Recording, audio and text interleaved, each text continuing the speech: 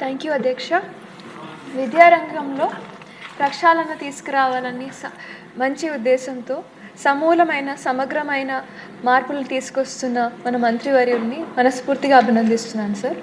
ముందుగా పుట్టపర్తి నియోజకవర్గంలో sir primary schools, upper primary school, model school, ZP schools, ఇంకా కేజీబీబీ ఇవన్నీ కలుపుకొని 319 ఉన్నాయి సార్ మాకు.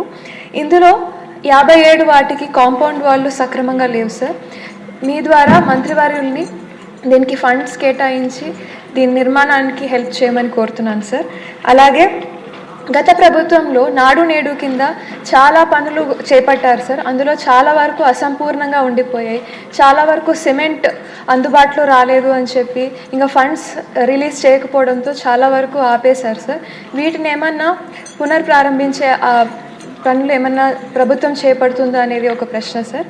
అలాగే మా పుట్టపర్తి నియోజకవర్గంలో సార్ దాదాపు 106 స్కూళ్ళకి రూఫ్ లీకేజెస్ ఇంకా ఎక్స్ట్రా క్లాస్ రూమ్స్ అవసరం ఉండేటివి కొన్ని ఉన్నాయి సార్. అలాగే ఈ మధ్యాహ్న భోజనం పథకం కోసం కిచెన్ షెడ్స్ లేనివి 14 ఉన్నాయి సార్.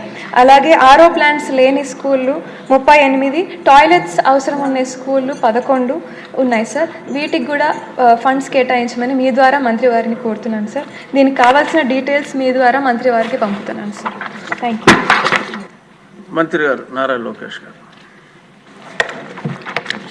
అధ్యక్ష, ఇక్కడే అదితి గజపతిరాజు గారు, బండారు శ్రావణి గారు, శిరీష గారు, సింధూరారెడ్డి గారు ఈరోజు ఈ ప్రహరీ గోడల గురించి మారటం జరిగింది. అధ్యక్ష ఇక్కడ చాలా స్పష్టంగా 3 విషయాలు చెప్పదలుచుకున్నాను.